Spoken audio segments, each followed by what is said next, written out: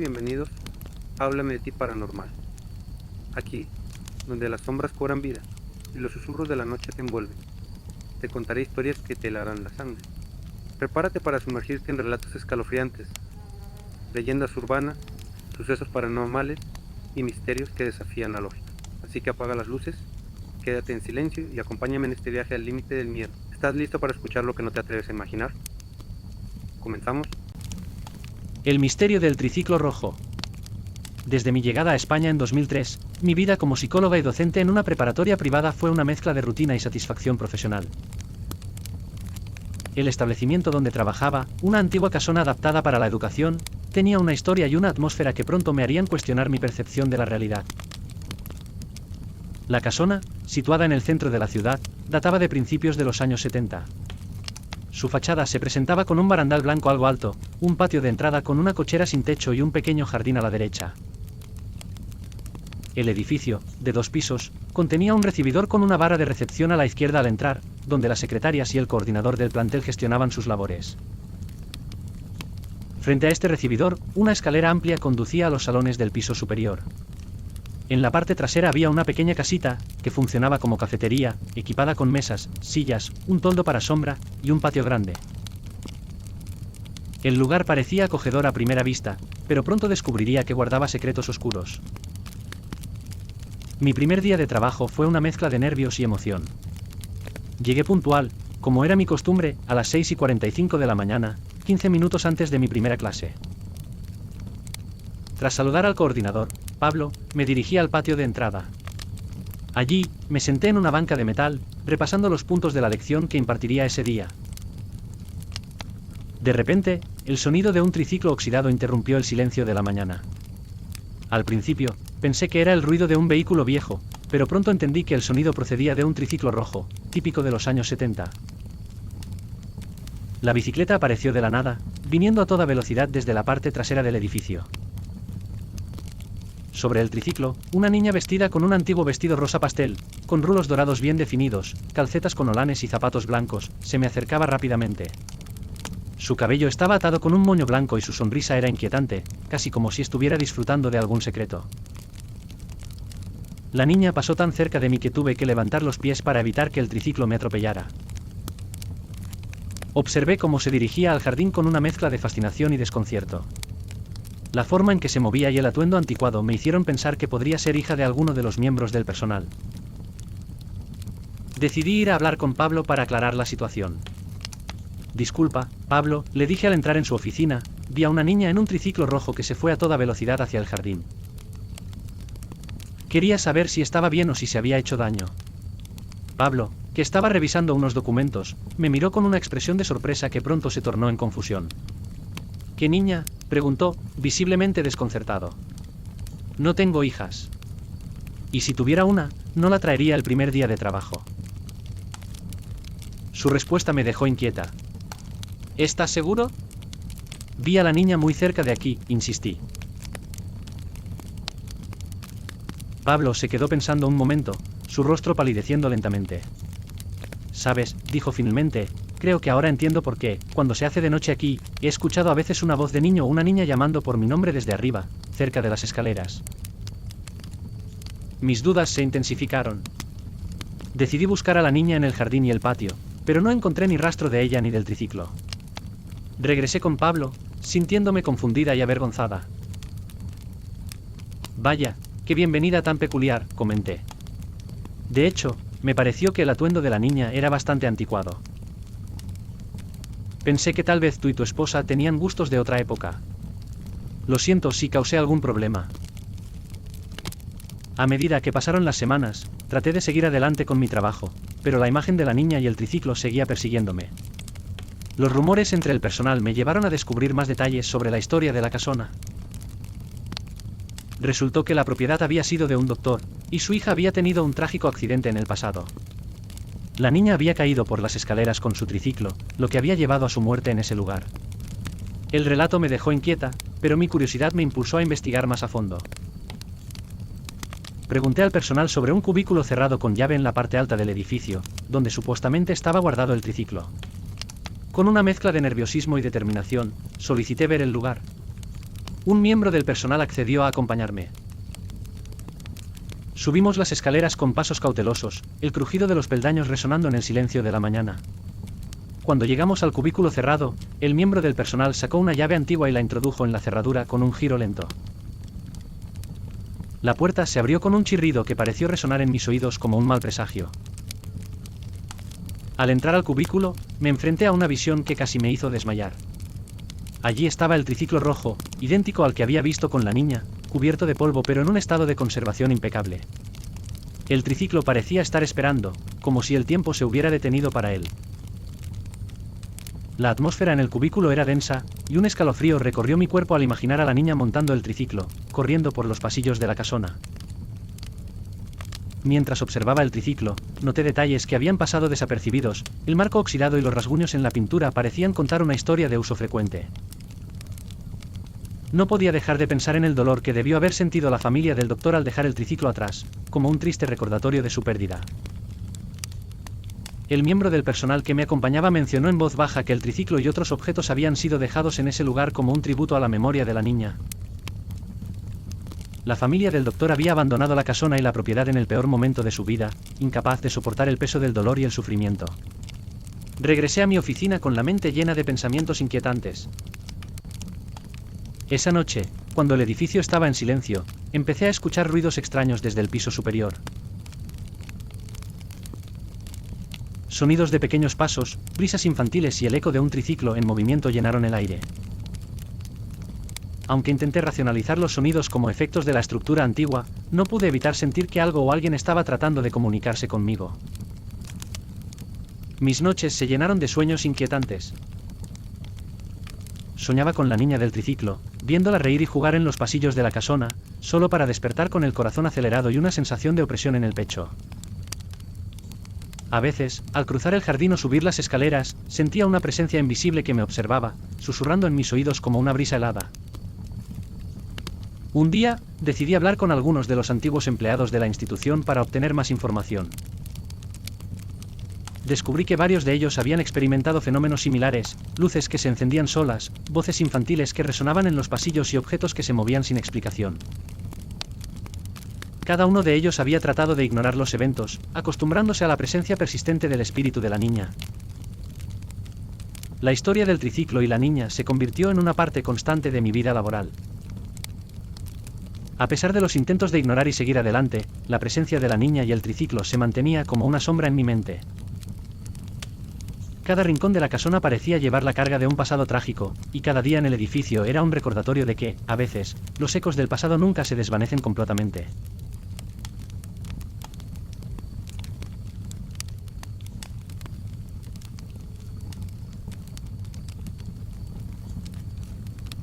En el aislado y sombrío pueblo de San Pedro, enclavado en las montañas del sur de México, las leyendas y supersticiones eran parte integral de la vida cotidiana. El lugar, rodeado por un espeso bosque y con un clima que parecía perpetuamente nublado, albergaba secretos que pocos se atrevían a desvelar. Entre estas historias, la más temida era la del Nahual que, según las leyendas, vagaba por los alrededores en busca de víctimas. La historia comenzó en el corazón del verano, cuando tres amigos, Carla, Manuel y Diego, decidieron desafiar el miedo y explorar unas antiguas ruinas situadas en el norte del pueblo. La capilla de San Pedro había sido construida hace siglos, un relicario de una era pasada que se había convertido en un lugar de misterio y maldiciones.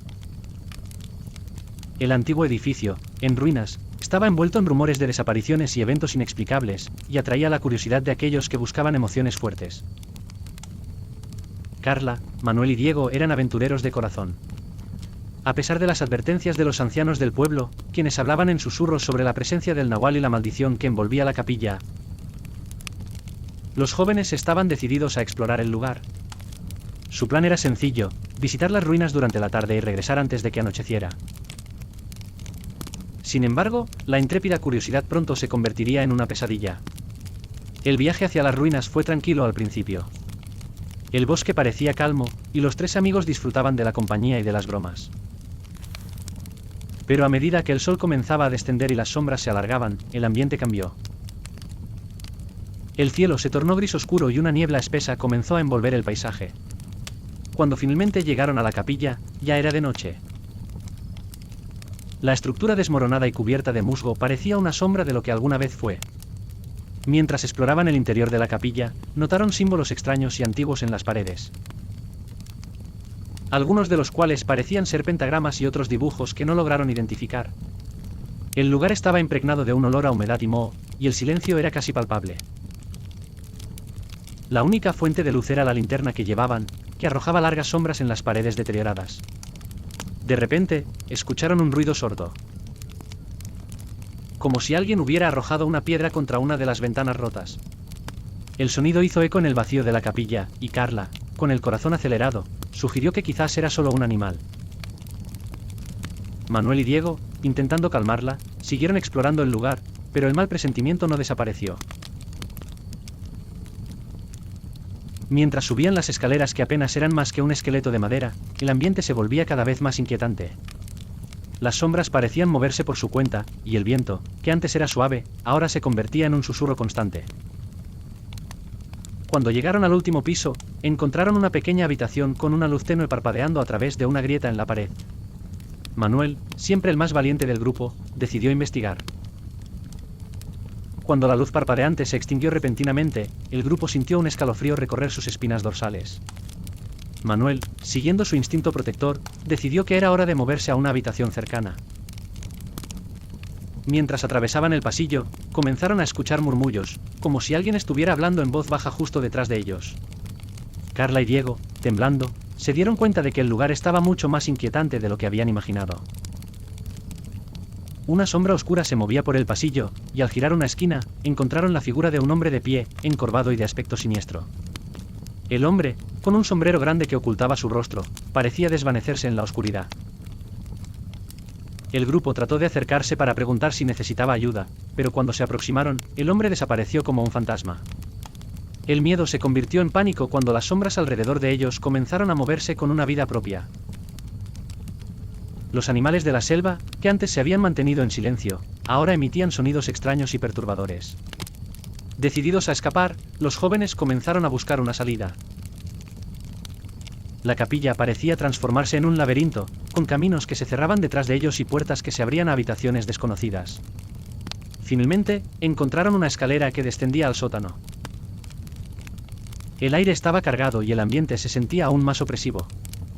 Decidieron tomar un breve descanso, sentados en el suelo frío y desgastado del sótano. Mientras trataban de recuperar el aliento, escucharon un susurro inhumano desde el fondo de la habitación. Era una voz que parecía venir de lo más profundo de la tierra, una voz que no podía ser de un ser humano. Los tres se miraron con terror, sintiendo una presencia que se acercaba rápidamente. Manuel, con la linterna en mano, avanzó hacia la fuente del sonido, iluminando la oscuridad. Lo que vio fue aún más aterrador, una figura en cuclillas, con la espalda encorvada y la cabeza escondida entre las rodillas. El ser parecía estar en una especie de trance. Manuel retrocedió lentamente, manteniendo la linterna enfocada en la figura mientras los otros dos lo seguían.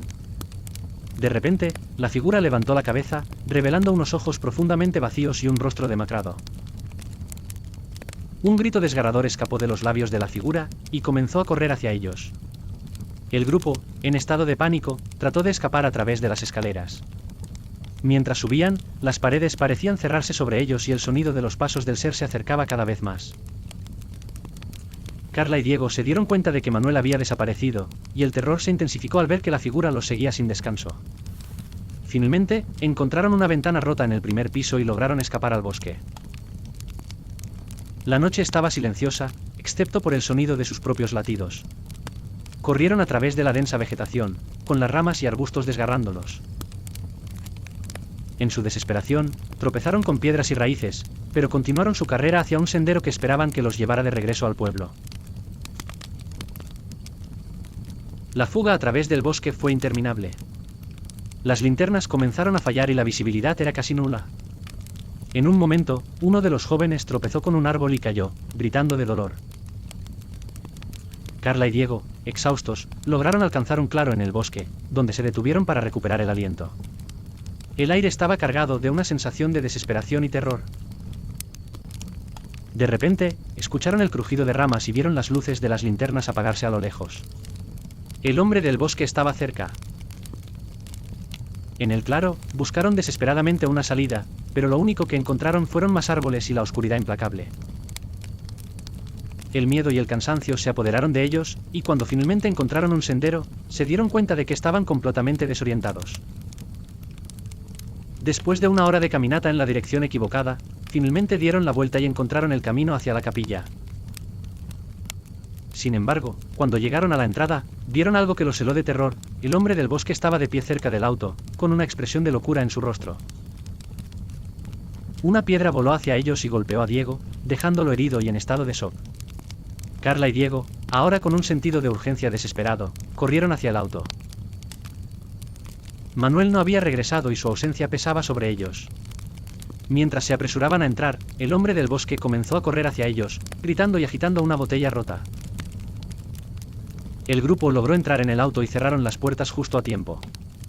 La adrenalina estaba al máximo mientras el motor rugía y las llantas chirriaban al salir de allí. Miraron por el retrovisor y vieron al hombre del bosque corriendo tras ellos, su figura desapareciendo en la distancia. Durante el viaje de regreso al pueblo, el silencio en el auto era opresivo. Los tres amigos estaban en estado de shock, sus mentes llenas de imágenes horribles y recuerdos que nunca podrían borrar. Cuando llegaron al pueblo, la historia se esparció rápidamente, y la capilla fue sellada nuevamente, esta vez con más seguridad. Las desapariciones en la capilla continuaron siendo un misterio, y la historia del Nahual se convirtió en una advertencia temida y respetada. Los jóvenes sobrevivientes nunca volvieron a la capilla, y la experiencia los dejó con cicatrices profundas, tanto físicas como emocionales. La leyenda del Nahual de San Pedro persistió, un recordatorio aterrador de que en algunos lugares, lo desconocido y lo sobrenatural son muy reales, y que la curiosidad puede llevar a un encuentro con lo inimaginable. Gracias a todos por acompañarnos en esta narración. Espero que hayan encontrado estas historias tan fascinantes y aterradoras como yo. Si se suscriben, me ayudaría mucho. Nos vemos en el próximo episodio para explorar más historias que pondrán a prueba los límites de nuestra comprensión.